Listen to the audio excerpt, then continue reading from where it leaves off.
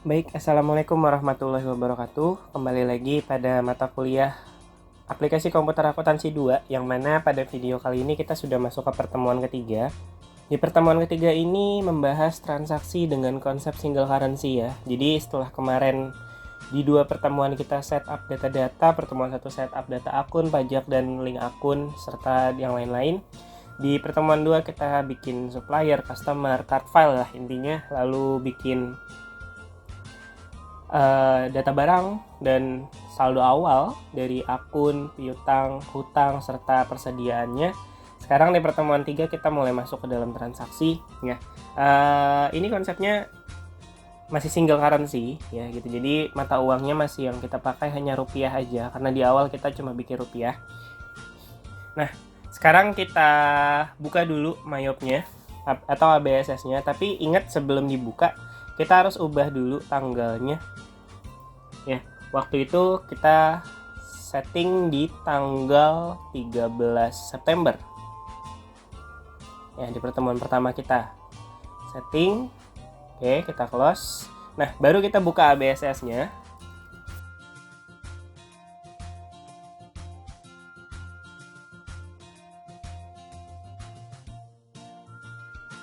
Oke, setelah muncul ABS, setelah kita ubah tanggal, buka ABSS. Nah, ini tinggal kita cari aja di sini. Ya, ini tinggal kita cari, kita open single user. Oke. Nah, ini kan masih 30 hari ya gitu, dan berarti benar gitu stepnya. Kalau teman-teman udah berkurang harinya, berarti nggak apa-apa, nggak masalah gitu, selama masih belum 0 days.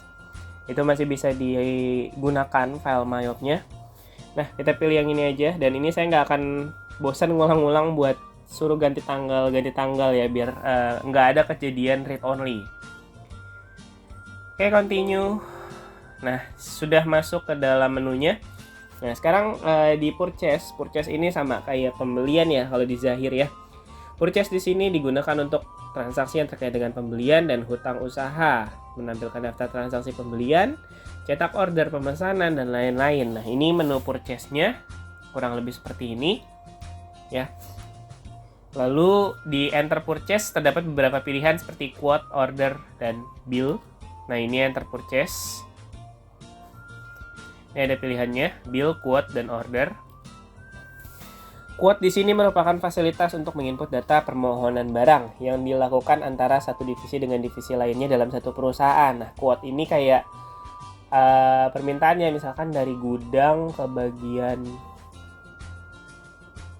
pembelian gitu kan. Jadi dia ngajuin permohonan dulu nih ke bagian pembelian, bagian gudangnya barangnya ternyata kosong gitu ya kan. Jadi masih dalam satu perusahaan, beda divisi.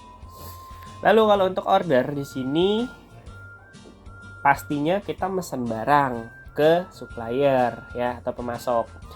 Nah, kalau nanti ada transaksi bagian gudang mengajukan permohonan pengadaan barang ke bagian pembelian gitu ya.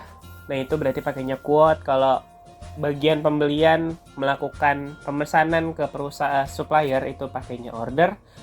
Kalau bill di sini merupakan fasilitas untuk menginput data barang yang telah diterima dari pemasok. Nah, kalau order tadi masih mesan, tapi kalau bill itu udah kita terima.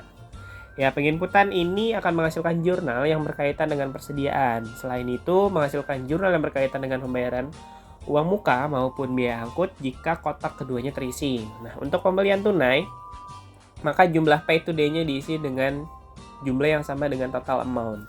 Ini tampilan layoutnya. Di enter purchase itu layoutnya ada 4 ya, service, item, professional, dan miscellaneous. Layoutnya di sini adalah service untuk mencatat pembelian jasa, item untuk mencatat pembelian barang, profesional untuk mencatat pembelian jasa. Yang membedakan tipe service adalah tersedianya kolom tanggal yang untuk menginput tanggal jasa diterima. Miscellaneous itu mencatat pembelian lain-lain yang tidak melakukan order pembelian tercetak karena tipe ini tidak memungkinkan untuk dicetak. Nah, di sini layoutnya ada 4 ya. Beda sama di Zahir. Kalau di Zahir kita tinggal checklist aja kalau mau jasa di sebelah kanan ya waktu di Zahir. Tapi kalau di sini kalau kita mau jasa Ya kita pilihnya yang service layoutnya, karena nanti begitu ini layout service ya, begitu kita pilih item, layoutnya pun akan berubah.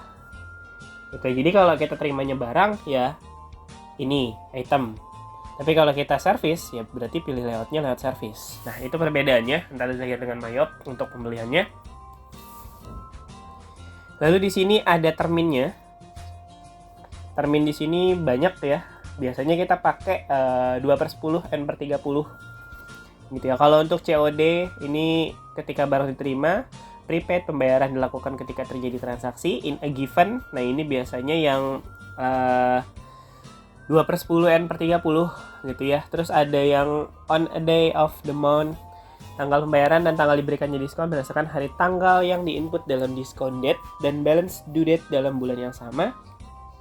Lalu ada IOM, tanggal pembayaran dan transaksi diberikannya diskon berlaku pada tanggal setelah berakhir bulan transaksi.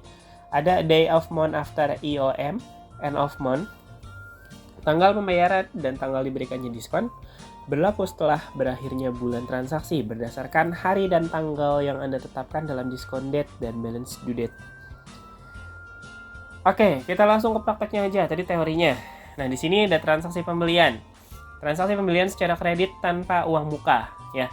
Di sini kita lihat dari PT Elektro yang dibeli itu adalah Bolt Jupiter, ya. Nah, di sini udah jelas faktor pembelian. Nah, cara penyelesaiannya, purchase, enter purchase, layoutnya berubah menjadi item nih ya. Tadi kan kalau kita masih gini, purchase, enter purchase, layoutnya masih service gitu ya. Nah ini kita ubah dulu layoutnya biar menjadi item.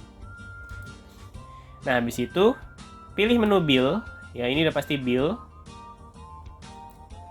Ubah jenis pembayaran, isi data dengan sesuai dokumen, lalu record. Nah di sini jenis pembayarannya ini ada termin, ya terminnya di sini. Suppliernya kita pilih dulu di sini PT Elektro. Ya, PT Elektro, lalu terminnya di sini karena 2/10 N/30 ini kita pilih yang in a given. Di sini diskon day-nya 10, balance due day-nya 30, diskonnya 2.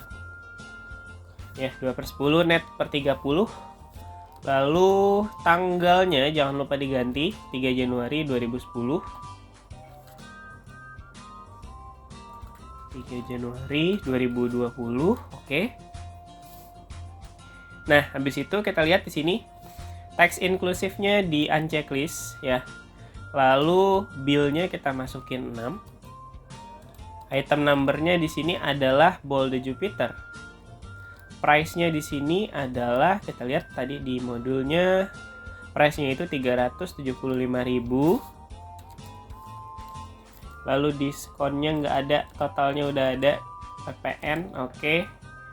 Ini 2475 balance due-nya. Nah ini pembeliannya dilakukan secara kredit tanpa uang muka. Ya kalau kredit berarti nggak ada yang diisi ya. Kalau misalkan kita ada uang muka, kita isi pay today-nya di sini. Pay today-nya kita isi, ya. Lalu di sini kita lihat promise date-nya. Di sini 04/01/2020 ya, karena di sini ada keterangan pengirimannya 04/01/2020. Promise date itu adalah tanggal pengiriman. Ini takutnya ini karena settingan saya bulan dulu ya, baru tanggal settingan laptop saya. Nah kalau sudah di sini purchase PT Elektro to be print 2475, oke, ini udah semua. Oke, nomor purchase-nya jadi PU-01. Ya, ini udah semua ya. Kalau udah semua, bisa langsung kita record. Kita record. Oke, nah ini spelling, ignore all aja. Lalu transaksi keduanya, pembelian kredit dengan uang muka. Nggak beda jauh sama yang tadi ya. Kita pilih dulu suppliernya CVBPA. Lalu di sini ada termin. Terminnya masih sama, pakai yang in a given. Berarti 10, 32. Terus di sini nomor PU-nya PU02. Tanggalnya di sini adalah tanggal 16 Januari.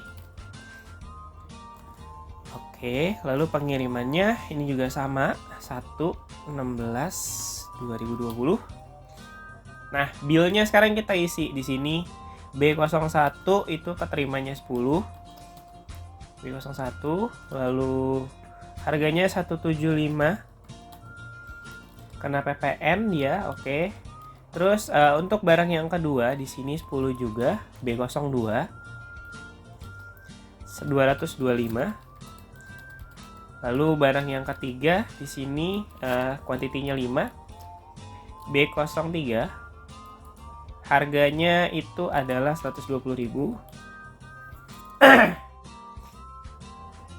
Oke, nah di sini sudah 5.060.000 ya totalnya. Total pajaknya 460. Nah, di sini uang mukanya sebesar 1 juta rupiah. Berarti kita masukin pay to day-nya di sini 1 juta rupiah. Sehingga menghasilkan balance due-nya hanya 4.060.000. Sisa hutangnya ya. Balance due-nya itu sisa hutang 4.060.000. Nah, ini kalau udah semua bisa langsung kita record. Kita cek dulu dengan modul. Ya. Ini udah 2/10/30, oke, semuanya sudah oke, PPN oke, ini juga udah oke. CPBPA, ini pilihnya bill. Nah, uang mukanya udah 1 juta ya, tadi kita input. Kalau sudah, kita record. Ini ignore all aja. Ini oke aja. Itu untuk cek kalau misalkan ada uang muka. Lalu di sini pembelian secara tunai. Ya, ini ke PT Miyako. Oke, kita enter purchase lagi. PT Miyako di sini belum ada. Berarti mau nggak mau kita harus buat ya di sini. PT Miyako S003.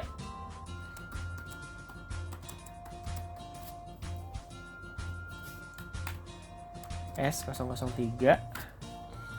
Terus alamatnya Jakarta. Ya, nah ini kalau udah oke, kita pilih PT Miyako-nya.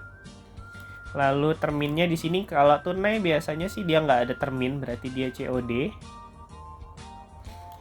Ya, di sini PU03. Setelah itu tanggalnya di sini tanggal 3 Januari. Terus di sini yang dibeli spiral buah 15 unit. Spiral buah di sini price-nya 250.000. Nah, kalau udah semua teksnya totalnya 375 sama ya. Total amount-nya 4125, balance due-nya 4125 juga. Ya, komennya di sini kalau mau dikasih thank you seperti di modul silakan.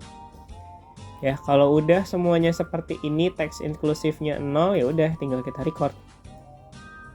Ignore all. Nah, lalu di sini ada pelunasan hutang. Pelunasan hutang di sini kita masuknya ke pay bill. Ya, ke pay bill, lalu pilih yang mana di sini dari PT Elektro. Oke, PT Elektro di sini ini dibayarnya melalui bank ya, berarti akunnya yang tadinya kas diganti jadi Bank Mandiri. Oke, terus ininya ceknya PU 04. Tanggalnya di sini adalah 21 Januari 2020. Oke, lalu ini kepada PT Elektro 6750. Ini yang jatuh temponya di tanggal 28 Januari. Membayar hutang dengan nomor invoice INV04. Oke, sekarang kita cek. Ini INV05 dan ini ini INV04, berarti yang ini ya, yang paling atas ya. Nah, kita cek aja langsung di sini. Ini 6750.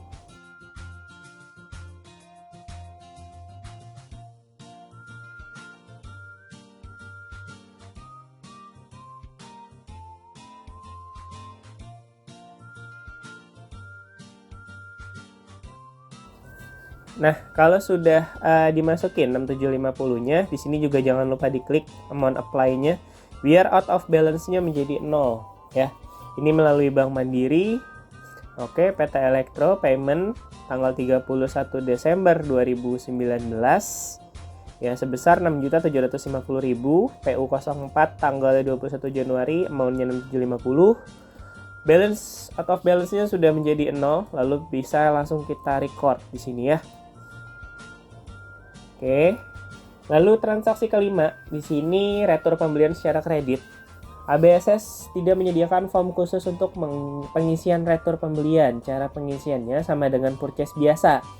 Hanya saja untuk kolom receive-nya diisi dengan angka minus. Beda sama Zahir ya, kalau Zahir ada menu retur ya kan. Tapi kalau di ABSS nggak ada. Nah, setiap melakukan retur itu tampilannya sama kayak purchase tadi. Nah, ini setiap melakukan retur kita harus melakukan 2 tahap. Mengurangi invoice quantity minus dalam form bill, lalu membebankan invoice yang minus tersebut ke invoice lainnya, apply to purchase, atau membebankan invoice yang minus tersebut dengan penerimaan uang tunai, receive refund, sebagai pengembalian dana jika pembelian yang diretur tersebut asalnya adalah pembelian tunai. Nah, sekarang di tanggal 18 Januari, perusahaan mengembalikan barang dengan kode B03 sebanyak 1 item atas transaksi tanggal 16 Januari PO02. Penyelesaian pertama hanya membuat faktur pembelian, pilih menu purchase, enter purchase, ya ini masih sama di sini. Lalu pilih bill, jenis pembayaran, isi sesuai dengan dokumen, lalu record. Nah, ini kita lihat di sini. Tadi dari CV BPA, ya kita belinya, ini masih termnya 2/10 N/30 ya. Lalu di sini ada PU05. Tanggalnya di sini ada 18 Januari. Nah, terus di sini bill-nya kita kasih -1 ya. Item number-nya adalah B03. Terus ini harganya 120, benar ya, 132 semuanya. PPN NT, terus ininya thank you juga komennya. Nah, ini sudah nih semuanya nih tanggal 18 Januari.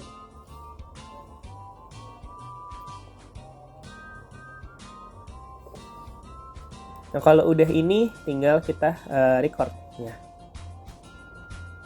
Habis record, proses selanjutnya adalah membuat retur mengurangi hutang usaha, karena tadi pembeliannya secara kredit tapi pakai uang muka ya, pembelian kedua tuh kalau nggak salah. Nah, di sini pilih menu purchase register, lalu pilih return and debit ya. Ini kita pilih nomornya di sini. Pilih apply to purchase. Nah, setelah masuk apply to purchase di sini, tanggalnya kita sesuaikan di sini 2020 tanggal 18 Januari. Terus di sini PJ01, ini 132, ini PU05. Aman apply-nya di sini. Ya, yang kita lakukan tadi karena pembelian di tanggal 16 Januari ya. Nah, kalau ini udah baru bisa kita record ya. Pastikan out of balance-nya adalah 0. Ini kalau misalkan dia mengurangi hutang ya. Saya cancel dulu. Kalau misalkan dia receive refund ini adalah misalkan tadi kita melakukan pembeliannya secara tunai ya, baru kita pilihnya receive refund. Jadi jangan sampai kebalik nih pada saat retur. Pada saat retur ada 2 pilihan, apply to purchase atau receive refund. Kalau mengurangi hutang ya udah, berarti kita pilihnya yang receive refund. Amount apply-nya pindahin ke sini. Out of balance-nya udah 0, bisa langsung kita record. Oke. Lalu di sini retur pengembalian secara tunai, mengembalikan uang tanggal 5 Januari ya, B04 sebanyak 2 unit ya. Penyelesaian pertama sama kayak tadi, purchase, enter purchase ya kan. Masuk lagi ke sini, ini suppliernya dari PT Miyako. Nah, tadi kita yang tunai ke PT Miyako ya di sini. Ini COD terminnya karena tunai. Oke, lalu tanggalnya di sini adalah 5 Januari 2020. Ini PU06. Sini 5 Januari. Oke, yang dibalikin adalah -2. Ini B04 ya. Terus ini sudah sesuai semua. Lalu di sini 550.000 ya. Nah, ini kalau udah bisa langsung kita oke aja. Kita langsung oke 550.000, record, ignore all. Lalu di sini penyelesaian keduanya juga sama seperti yang tadi ya, return debit ini, tapi pilihnya yang receive refund. Karena tadi kita melakukan pembeliannya secara tunai. Nah, ini kita balikinnya kemana? Ke kas. Ya kan, tadi kan kita belinya lewat bank ya. Nah, ini pengembaliannya lewat mana nih, bisa dilihat dulu nanti. Kalau dia pengembaliannya lewat di sini nggak ada keterangan ya, berarti kalau nggak ada keterangan defaultnya ya udah ke kas. PT Miyako, payment methodnya di sini adalah cash. Ya, ini di sini adalah CR01 tanggal 5 Januari 2020 PT Miyako. Ya, oke, ini udah oke semuanya. Kalau udah record. Nah, berarti selesai transaksi returnya. Nah, sekarang transaksi penjualan. Ya, jadi tadi kita pembelian cuman ngebahas gimana caranya beli secara kredit, beli secara kredit dengan uang muka, lalu beli tunai. Nah, returnya ada dua, ada retur pengembalian kredit, ada retur pengembalian tunai. Kita belum bahas jasa nih ya di sini. Oke, nah sekarang kita ke penjualan. Penjualan sudah pasti adanya di sales, ya. Sales di sini hampir sama quote, order, dan invoice. Ya, quote di sini menginput data penawaran barang kepada pelanggan, ya. Penginputan ini tidak akan menghasilkan jurnal. Lalu order di sini pemesanan barang yang dilakukan antara pelanggan dengan perusahaan, dengan kita. Lalu ada invoice di sini menginput data barang yang dikirim kepada pelanggan. Hampir sama seperti yang tadi ya. Nah, sekarang kita langsung proses aja transaksi penjualannya. Ini penjualan secara tunai, layoutnya kita ubah dulu jadi item. Ke siapa ini? Udi Binjaya. Oke, di sini nggak ada ya Udi Binjaya, berarti kita buat data customer baru di sini. Ude Binjaya. Di sini adalah C004, berarti ya untuk data customernya. Oke, kita pilih. Nah, di sini ini secara tunai tanpa uang muka, berarti dia udah pasti COD. Oke, nah lalu nomor invoice-nya di sini ada SL strip 01, tanggalnya itu 14 Januari 2020. Lah, barangnya B01 di sini sebanyak 4 unit. Ini B01, harga jualnya 200.000, oke. Lalu barang yang kedua di sini sebanyak 6 unit B03. Lalu barang yang ketiga di sini 3 unit B05. Dan barang yang terakhir di sini ada 3 unit B06. Oke, setelah itu pengirimannya di tanggal 15 Januari 2020. Ya, ini pembeliannya secara tunai. Nah, ini sekarang tinggal kita cek. Ini penjualan secara tunai tanpa uang muka. Order ya. Oke, order. Ini COD, ini 9427. Promise date-nya jangan lupa diganti. Oke, ini order penjualan ya di sini keterangannya. Jadi kita pilih ininya adalah order bukan yang bill. Jadi kita bisa ubah-ubah kayak gini bebas ya. Selama datanya sudah diinput nih. Kita pilih order karena ini order penjualan. Ini 9427. Kalau sudah bisa langsung kita record. Ignore aja. Oke, kita masuk ke transaksi kedua di sini. Transaksi penjualan secara tunai, sumbernya dari transaksi sebelumnya. Jadi dari Udi Binjaya juga. Tadi kan kita masih order ya. Sekarang kita akan berubah ke dalam invoice. Lalu di sini pilih menu sales register. Pilih tab order. Nah, ini tanggalnya disesuaikan ya. Kalau sudah nanti pilih change to invoice. Ya, ini udah dipilih change to invoice, langsung aja gini. Nah, datanya kita lihat di sini tanggalnya adalah tanggal 15 Januari 2020. Ya, terus ini sama masih semuanya. Ini juga masih sama, tidak ada yang diubah-ubah. Kalau sudah langsung kita klik record.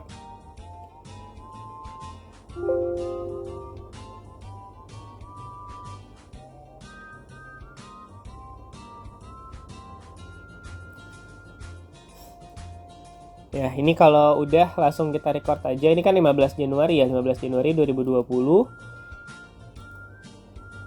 Sorry, ini jadi SL02 di sini untuk nomor invoice-nya.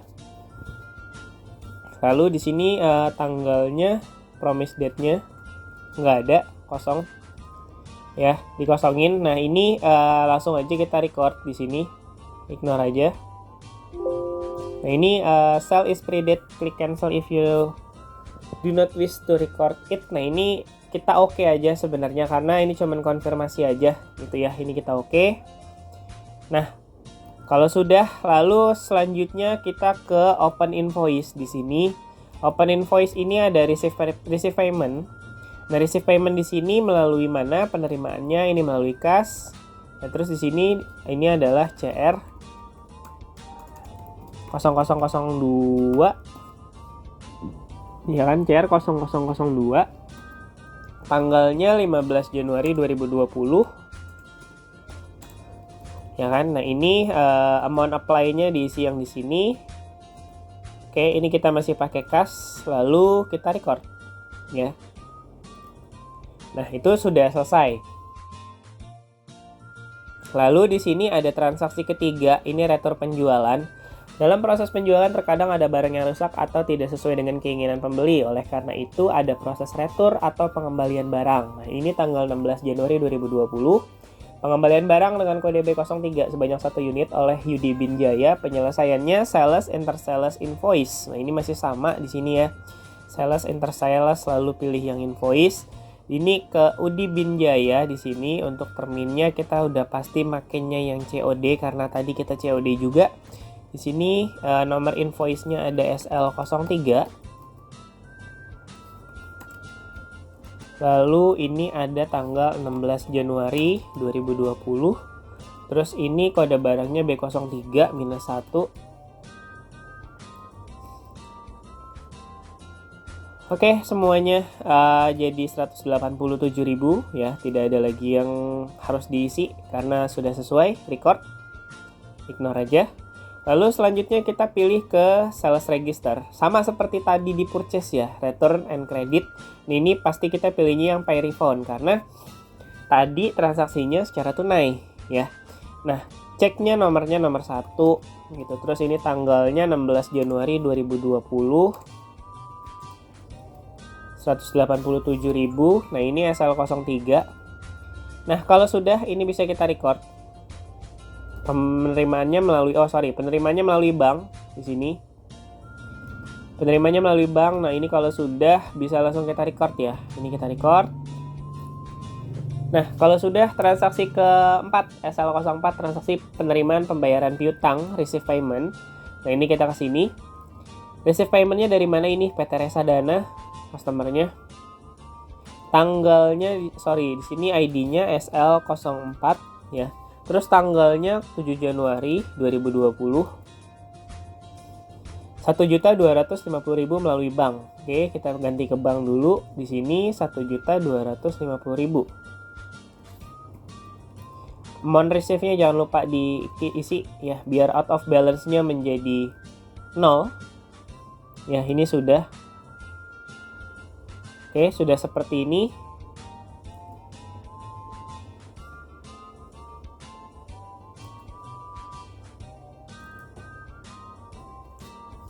Diskonnya di sini nggak ada ya, 0 berarti. Oke, 101.250.000. Nah, ini kalau sudah ya, tinggal kita record. Lalu ada transaksi penerimaan kas di sini. Penerimaan kas adalah transaksi penerimaan uang secara tunai yang menyebabkan bertambahnya aset perusahaan berupa kas. Yang termasuk dalam penerimaan kas antara lain penjualan tunai, penerimaan pembayaran piutang, penjualan aktiva, penerimaan sewa, dan lain-lain. Nah, ini kita transaksi yang pertama. Ada bukti kas masuk. Ya, ini kas masuknya dari Bank Mandiri, tujuannya kas ini transfer money ya. Berarti kita ke account transfer money. Darinya Bank Mandiri, from-nya. Terus ininya ke kas sebesar 5 juta rupiah. Money transfer, keterangannya, memonya. Di sini nomor transaksinya TR01. Tanggalnya adalah 1 Januari 2020. Oke, nah kalau sudah ini ya Bank Mandirinya sekian, terus kasnya sekian. Nah, ini tinggal kita record aja. Ini nggak perlu disamain ya, Bank Mandiri sama kasnya. Nanti kita cek aja. gitu ya, karena kan kita sudah melakukan step by stepnya sesuai modul tadi ya. Kalau memang misalkan nanti ada perbedaan, kita lihat di sini emang ini beda ya. Nanti kita lihat aja hasil akhirnya. Nah, ini bisa kita record. Oke, kalau sudah, transaksi kedua di sini bukti kas masuk. Pilih akun lalu record journal entry. Nah, isinya sesuai dengan ini TR02.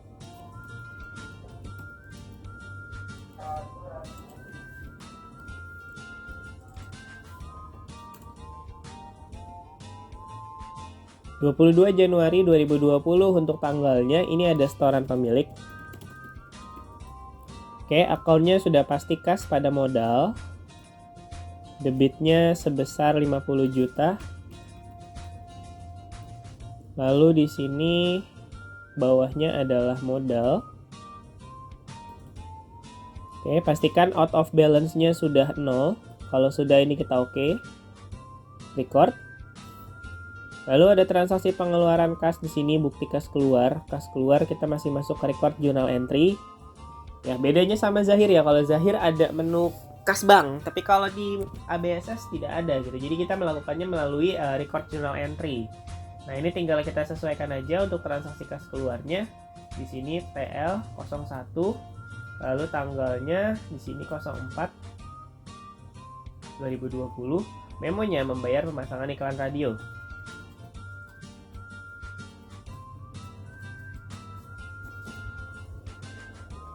Nah, setelah itu akunnya berarti sudah pasti biaya pada kas. Biaya promosi di sini coba kita cek, ini sebesar 250.000. Lalu di sininya kas sudah pasti. Oke, out of balance-nya sudah 0, lalu kita record. Terus di sini ada petugas kebersihan ya, sama masih di situ juga TL02. Tanggalnya di sini 8 Januari. Membayar biaya kebersihan dan keamanan.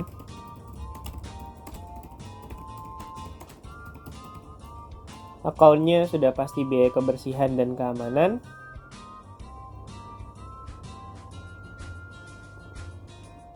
Oke, ini sebesar 60.000.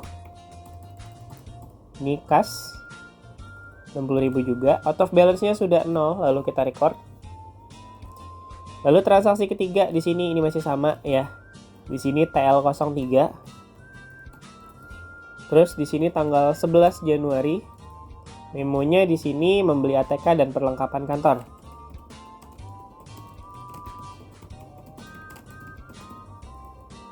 Akunnya di sini adalah perlengkapan pada kas. Sebesar 125.000. Minyak kas. Out of balance-nya sudah 0, kita record. Lalu di sini transaksi keempat. Ya, ini membayar gaji karyawan. ABSS memiliki fasilitas untuk menginput data transaksi berkala berulang dengan nilai nominal tetap dengan nama recurring. Ya, di sini sama seperti Zahir juga sempat ada dibahas masalah perulangan untuk kayak gaji ya. Nah, di sini jadi fasilitas recurring ini nanti pada saat di bulan selanjutnya kita tinggal template yang udah ada aja, nggak perlu entry lagi. Kita lihat aja recurringnya ada nggak? Oh ada, tinggal kita klik ganti tanggal, udah simpan gitu karena sama ya. Nah, sekarang kita pilih record journal entry lagi. Di sini kita masukin tanggal yang sama. Tanggalnya 28 Januari, pembayaran gaji atas nama Iska.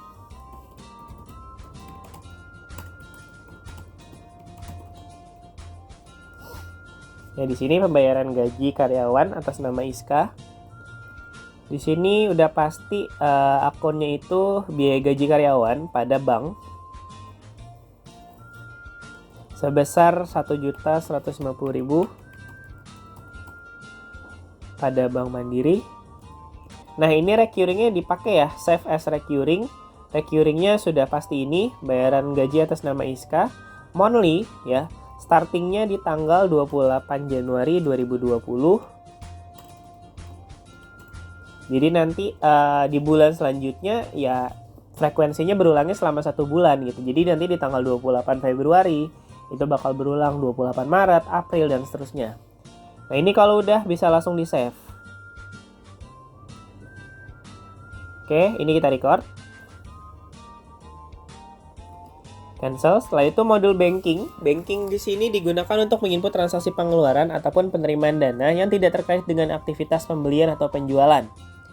Nah, sekarang kita ke banking. Lalu pilih receive money. Ya, di sini receive money-nya ini dari kas. Ya. Kas, lalu di sini payer-nya ada si Sofi. Ini BN01. Terus 27/01/2020.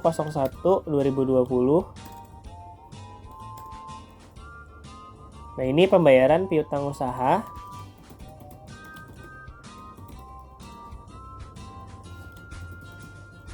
Akunnya di sini piutang karyawan ya. Kita cari. Ini jangan piutang karyawan sih, harusnya bayaran piutang. Jangan piutang usaha, jadi ganti piutang karyawan. Amount-nya di sini sebesar 300.000. Oke, terus ini out of balance-nya jangan lupa ya di iniin. Tuh, biar 0. Ya, ini belum di out of balance. Ya, date-nya 27 Januari 2020. Oke, ini out of balance-nya sudah pasti harus 0 ya, karena kan ini nerima duit gitu, nerima uang.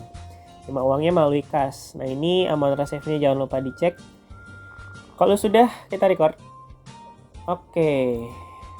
Nah, selesai sudah untuk transaksi di pertemuan ketiga ya. Jadi kita mulai tadi dari pembelian, penjualan, lalu ada pengeluaran, penerimaan kas, melalui record journal entry, ada transfer money, dan di sini kita masuk ke banking yaitu receive money gitu ya. Dan ini masih dilakukan secara single currency ya. Konsepnya nggak beda-beda jauh sama seperti di Zahir. Ya paling hanya beberapa perbedaan template aja, lalu selebihnya sih sama gitu ya. Teman-teman bisa pelajari aja, dipraktekkan langsung untuk transaksi ini. Lumayan banyak transaksinya dari awal sampai akhir tadi yang kita entry. Ya, ikutin aja sesuai yang ada di modul, dan kalau ada perbedaan nanti ikutin versi yang ada di video saya gitu ya. Jadi nanti kita biar hasil akhirnya sama nih. Tapi kalau memang misalkan teman-teman ngerasa ini yang di modul harusnya salah dan di saya pun juga salah, terus teman-teman punya prinsip sendiri, ya udah silakan aja, nggak apa-apa. Saya sih nggak melarang seperti itu ya, karena kita di sini sama-sama belajar gitu ya. Dan yang tadi saya praktekkan, kalau memang misalkan ada kesalahan, saya mohon maaf karena saya kan acuannya ke modul ya. Walaupun di modul ini ada yang salah seperti tadi di sini. Amount receive-nya saya isi, sedangkan di modul belum. Gitu. Oke, nah cukup sudah video pertemuan ketiga kali ini. Tinggal teman-teman praktekkan ya dan pahami gitu maksud dari materi pertemuan ketiga ini apa ya. Jangan lupa ubah tanggal selalu di awal. Saya mohon maaf apabila ada penyampaian saya yang kurang jelas atau salah gitu ya. Mungkin teman-teman bisa koreksi, kita bisa diskusikan di grup WhatsApp. Dan jika ada pertanyaan, jangan sungkan untuk bertanya gitu ya. Saya akan selalu menjawab. Dan Kak Diana pun juga akan selalu menjawab. Baik, cukup videonya sampai sini saja. Nanti kita lanjut lagi di pertemuan 4 minggu depan. Sekian saya akhiri. Wassalamualaikum warahmatullahi wabarakatuh. Selamat belajar.